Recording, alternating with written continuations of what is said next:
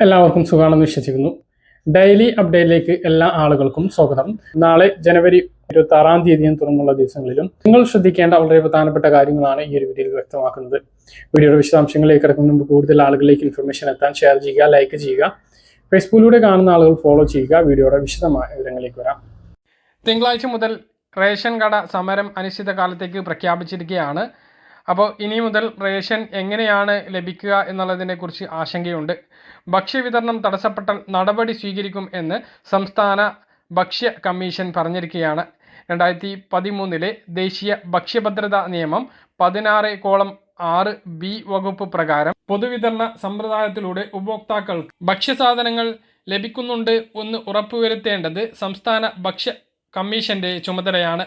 അതിനാൽ ration card ഉടമകൾക്ക് അർഹതയുള്ള ഭക്ഷ്യധാന്യ വിഹിതം ലഭിക്കുന്നതിന് തടസ്സമായി നിൽക്കുന്ന ഏതൊരു പ്രവർത്തനത്തെയും കമ്മീഷൻ വളരെ ഗൗരവത്തോടെ വീക്ഷിക്കുകയും കുറ്റക്കാർക്കെതിരെ നിയമ നടപടികൾ കൈക്കൊള്ളുമെന്നും കമ്മീഷൻ അറിയിച്ചിട്ടുണ്ട്.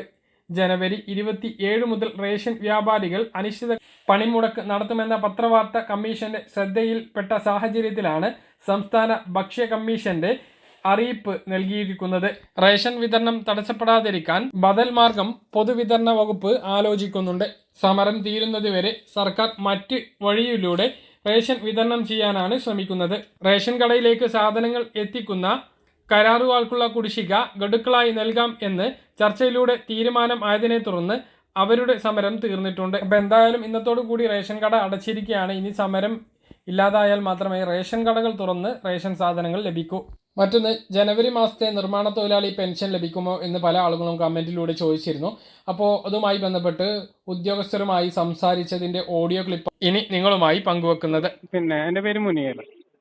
ജനുവരി മാസത്തിൽ കിട്ടുന്ന നിർമ്മാണ തൊഴിലാളി പെൻഷൻ ഉണ്ടോ എന്ന് അറിയാൻ വേണ്ടിയിട്ടായിരുന്നു. അയക്കുന്നുണ്ട് അല്ലേ? അതേപോലെ സർട്ടിഫിക്കറ്റ് സമർപ്പിക്കാൻ പറഞ്ഞിരുന്നല്ലോ ഡിസംബർ 31 മുമ്പ് അല്ലേ? അത് നീട്ടിയിട്ടുണ്ടോ?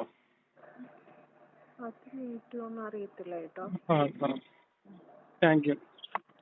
ഓക്കെ. അപ്പം നിർമ്മാണ തൊഴിലാളി പെൻഷൻ അയക്കുന്നുണ്ട് എന്നാണ് ഉദ്യോഗസ്ഥർ അറിയിച്ചിട്ടുള്ളത്. അപ്പോൾ ആർക്കെങ്കിലും തുക ലഭിച്ചാൽ അതൊന്ന് കമൻ്റായിട്ട് അറിയിക്കാൻ മറക്കരുത്. സംസ്ഥാനത്ത് സാമൂഹ്യ സുരക്ഷാ ക്ഷേമ പെൻഷൻ വ്യാഴാഴ്ച വൈകുന്നേരത്തോടു കൂടിയിട്ടാണ് വിതരണം ആരംഭിച്ചത്. ഇന്നലെ വിതരണം സജീവമായി. മിക്കവാറും ആളുകൾക്കെല്ലാം ഇന്നലത്തോടു കൂടി പെൻഷൻ എത്തി. ഇന്ന് 3200 പൂർണ്ണമായിട്ടും ലഭിക്കാത്ത ആളുകൾക്ക് ഇന്നും പെൻഷൻ എത്തിച്ചേരുന്നുണ്ട് എന്നുള്ളതാണ്. അതുതന്നെ ഇനിയും പെൻഷൻ എത്താത്ത ആളുകൾക്ക് വരും മണിക്കൂറുകളിൽ ആ പെൻഷൻ എത്തിച്ചേരുന്നതാണ്.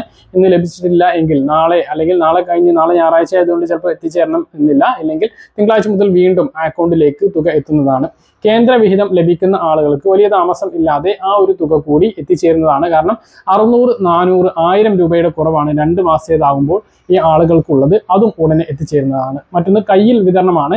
കയ്യിൽ ക്ഷേമ പെൻഷൻ വിതരണം ചെയ്യുമ്പോൾ ശ്രദ്ധിക്കേണ്ട വളരെ പ്രധാനപ്പെട്ട ഒരു കാര്യമുണ്ട്.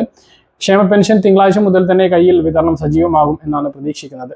ചില പ്രദേശങ്ങളിലെങ്കിലും മുമ്പുണ്ടായിരുന്നു, ഇപ്പോൾ ഉണ്ടോ എന്ന് അറിയില്ല. എല്ലാ വിതരണക്കാരും അല്ല, ചില വിതരണക്കാർ കമ്മീഷൻ എന്നുള്ള രീതിയിൽ 3200 വിതരണം ചെയ്യുമ്പോൾ 3200 രൂപയ്ക്ക് ഈടാക്കുന്നുണ്ട് എന്നുള്ള പരാതികൾ ഉയർന്നിരുന്നു.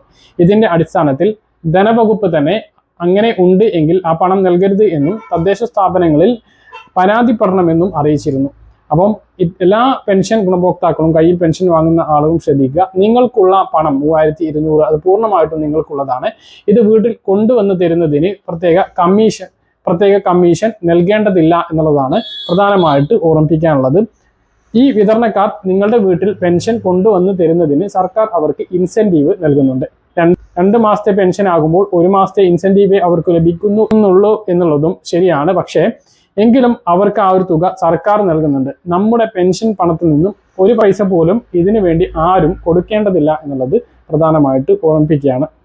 മറ്റൊന്ന്, ക്ഷേമ പെൻഷൻ കുടിശ്ശിക കുറഞ്ഞിരിക്കുകയാണ്. ഇനി 3 മാസത്തെ പെൻഷൻ കുടിശ്ശികയാണ് നൽകാനുള്ളത്. അത് ഇനി എന്നുണ്ടാകും എന്നാണ് പല ആളുകളും ചോദിക്കുന്നത്. കുടിശ്ശിക ഇനി അടുത്ത ഏപ്രിൽ 1 ഉണ്ടാകാൻ സാധ്യതയുണ്ട്. കാരണം വിഷു, ഈസ്റ്ററിനോടനുബന്ധിച്ച് 1 മാസത്തെ കുടിശ്ശിക ലഭിക്കും. അതിനുശേഷം ഓണത്തിനും പിന്നീട് ആ ഇലക്ഷൻ സമയത്ത് ഒരു കുടിശ്ശിക കൂടി വിതരണം ചെയ്യുന്നതായിരിക്കും. അതോടൊപ്പം തന്നെ നമുക്ക് 7-ാം തീയതി ബജറ്റ് നടക്കാൻ പോവുകയാണ്. ആ ബജറ്റിൽ ഒരു പെൻഷൻ വർധനവും പ്രതീക്ഷിക്കുന്നുണ്ട്. അതുണ്ടാകും എന്നാണ് വിവിധ മാധ്യമങ്ങൾ റിപ്പോർട്ട് ചെയ്തിരുന്നത്. മനോരമയും മാതൃഭൂമിയും ഒക്കെ അത് റിപ്പോർട്ട് ചെയ്തിട്ടുണ്ട്. പെൻഷൻ വർധനവ് ബജറ്റിൽ ഉണ്ടാവാൻ പെൻഷൻ വർധനവ് ബജറ്റിൽ ഉണ്ടാവാൻ സാധ്യതയുണ്ട് എന്നുള്ള റിപ്പോർട്ടുകളുണ്ട്. അപ്പോൾ അതിനെ നമുക്ക് ബജറ്റ് 7-ാം തീയതി വരെ കാത്തിരിക്കാം. അപ്പോൾ എങ്ങനെയാണ് അതുണ്ടാകുന്നത് എന്ന് നമുക്ക് നോക്കാം.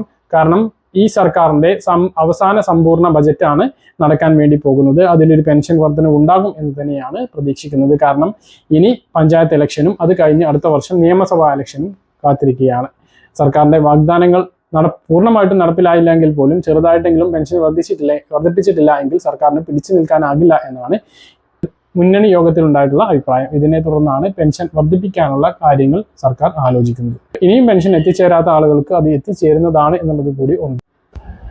ആദ്യത്തെ പ്രധാനപ്പെട്ട അറിയിപ്പ്, നമ്മുടെ എല്ലാം ആധാർ കാർഡ് രാജ്യത്തെ ഏറ്റവും വലിയ രേഖയാണ്. അത് സാമ്പത്തിക കാര്യത്തിനായാലും മറ്റ് കാര്യങ്ങൾക്കായാലും. അതുകൊണ്ട് തന്നെ ഇത് ദുരുപയോഗം ചെയ്തുള്ള തട്ടിപ്പുകളും കൂടുതലാണ്. മറ്റുള്ള ആളുകൾ നമ്മുടെ ആധാർ കാർഡ് ഉപയോഗിക്കുന്നുണ്ടോ എന്ന് അറിയാൻ യുണീക്ക് ഐഡന്റിഫിക്കേഷൻ അതോറിറ്റി തന്നെ സൗകര്യം ഒരുക്കിയിട്ടുണ്ട്. ഇതേക്കുറിച്ചാണ് പറയുന്നത്. ഇന്ന് മൊബൈൽ കണക്ഷൻ എടുക്കുന്നത് മുതൽ ബാങ്കിംഗ് ആവശ്യങ്ങൾക്കും സർക്കാരിന്റെ ക്ഷേമ പദ്ധതികൾക്കും വരെ ആധാർ കാർഡ് ഉപയോഗിക്കുന്നുണ്ട്. Unique identification authority of India, അതായത് UIDAI ആണ് ആധാർ കാർഡ് എല്ലാ പൗരന്മാർക്കും ലഭ്യമാക്കുന്നത്. ആധാർ കാർഡുകൾ ക്രിമിനലുകൾ ഉപയോഗിക്കുന്ന വാർത്ത ഇപ്പോൾ സ്ഥിരമായി കേൾക്കുന്ന ഒന്നാണ്.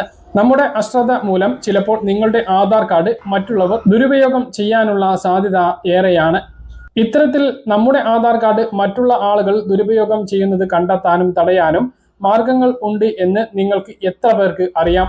അതിന്റെ ദുരുപയോഗം തടയാനും സാധിക്കും. ആധാർ കാർഡ് ഉടമകൾക്ക് തങ്ങളുടെ കാർഡ് ഹിസ്റ്ററി പരിശോധിക്കാനുള്ള സംവിധാനം ഉണ്ട്.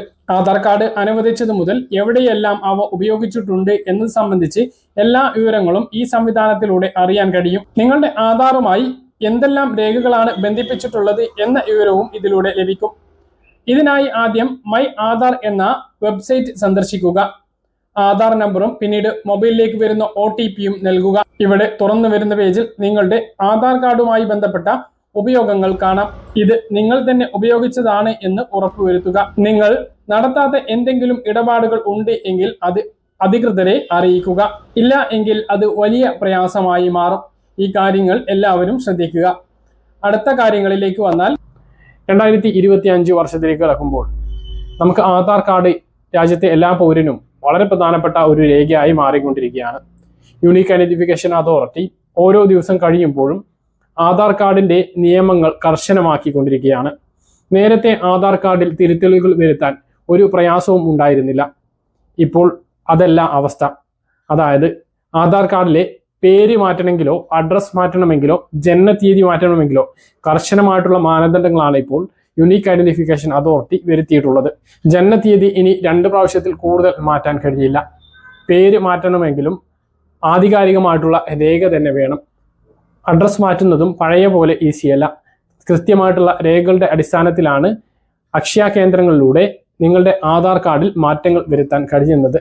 അതുകൊണ്ട് തന്നെ ആധാർ കാർഡ് എടുക്കുമ്പോഴും അതിൽ മാറ്റങ്ങൾ തിരുത്തലുകൾ വരുത്തുമ്പോഴും നിങ്ങൾ കൃത്യമായിട്ടുള്ള രേഖയാണ് നൽകുന്നത് എന്ന് ഉറപ്പുവരുത്തണം എന്നുള്ളതാണ് ഏറ്റവും പ്രധാനപ്പെട്ട അറിയിപ്പായിട്ട് പറയാനുള്ളത്.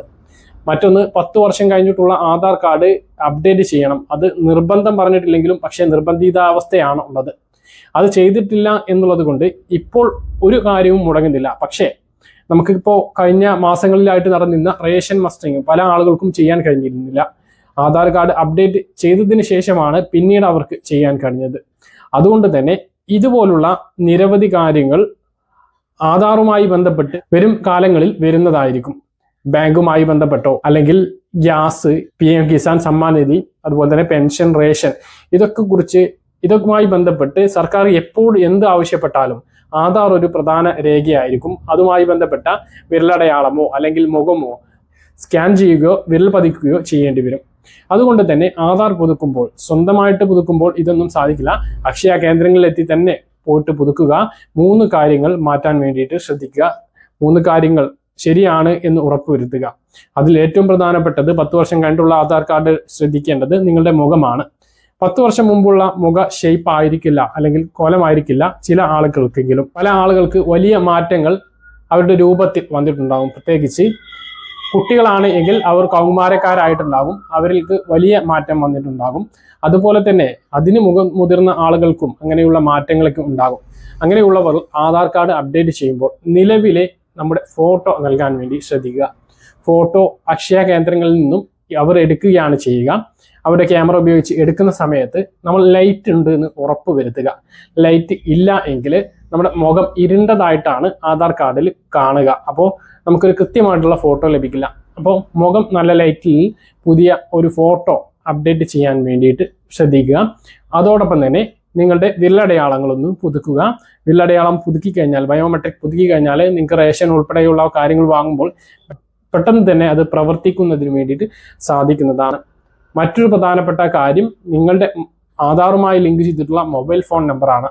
ആധാറിൽ മൊബൈൽ ഫോൺ നമ്പർ അത് നിർബന്ധമാണ്. ഇല്ല എങ്കിൽ നമ്മുടെ ആധാറിന് ഒരു കടലാസിന്റെ വില പോലും ഇല്ലാത്ത അവസ്ഥ ഇപ്പോൾ വന്നുകൊണ്ടിരിക്കുകയാണ്. ആധാറിൽ മൊബൈൽ നമ്പർ ആഡ് ചെയ്യുക. മുമ്പ് ആഡ് ചെയ്തിട്ടുണ്ട്, ആ നമ്പർ നിങ്ങളുടെ കയ്യിലില്ലെങ്കിൽ പുതിയ നമ്പർ അപ്ഡേറ്റ് ചെയ്യുക. നിങ്ങളുടെ വീട്ടിലെ എല്ലാവരുടെയും ആധാർ കാർഡിൽ മൊബൈൽ നമ്പർ ആഡ് ചെയ്യണം. കുട്ടികൾക്കൊന്നും ഇപ്പോൾ മൊബൈൽ ഫോൺ ഉപയോഗിക്കില്ല, അല്ലെങ്കിൽ പ്രായമായവർ മൊബൈൽ ഫോൺ ഉപയോഗിക്കാത്തവരുണ്ട് എങ്കിൽ ആ വീട്ടിലെ മറ്റൊരാളുടെ മൊബൈൽ നമ്പർ അതിൽ ആഡ് ചെയ്യാം. ഒരു മൊബൈൽ നമ്പറിൽ എത്ര ആധാർ ആഡ് ചെയ്യാനും സാധിക്കുന്നതാണ്. അപ്പോൾ ആ കാര്യം കൂടി എല്ലാവരും ശ്രദ്ധിക്കേണ്ടതാണ്. ഇനിയുള്ള കാലങ്ങളിൽ ആധാറിലെ കൃത്യമായിട്ടുള്ള വളരെ പ്രധാനപ്പെട്ട ഒരു രേഖ തന്നെയാണ് മൊബൈൽ നമ്പർ, അതിലേക്ക് വരുന്ന OTPയും. കേന്ദ്ര സർക്കാർ നൽകുന്ന ആയുഷ്മാൻ ഭാരത് യോജന ഇൻഷുറൻസ് പദ്ധതിയിൽ ഉള്ള ആളുകൾക്ക് ഹോസ്പിറ്റലിൽ അഡ്മിറ്റ് ചെയ്യുമ്പോൾ ഡിസ്ചാർജ് ചെയ്യുമ്പോഴും ആധാറുമായി ലിങ്ക് ചെയ്തിട്ടുള്ള മൊബൈലിലേക്ക് ഒരു OTP വരും. അത് നിർബന്ധമാണ്. നമുക്കുള്ള ആനുകൂല്യം ലഭിക്കുന്നതിന് വേണ്ടിയിട്ട് അത് വേണം. അതുപോലെ തന്നെയാണ് പല കാര്യങ്ങളും. മോട്ടോർ വാഹന വകുപ്പിന്റെ സേവനങ്ങൾ കൃത്യമാകുന്നതിന് വേണ്ടിയിട്ട് നമുക്ക് ലഭിക്കുന്ന പിഴകളെല്ലാം കൃത്യമായിട്ട് അറിയുന്നതിന് വേണ്ടിയിട്ടും നമ്മുടെ ലൈസൻസും RC ബുക്കും ആധാറുമായിട്ട് ലിങ്ക് ചെയ്തിട്ടുള്ള മൊബൈൽ നമ്പർ ആഡ് ചെയ്യണമെന്നും അറിയിച്ചിട്ടുണ്ട്. അപ്പം ആധാറിലെ മൊബൈൽ നമ്പർ, മുഖം, അതുപോലെ തന്നെ വിരലടയാളം, അത് കൃത്യമായിട്ടുള്ള രേഖകളാണ്.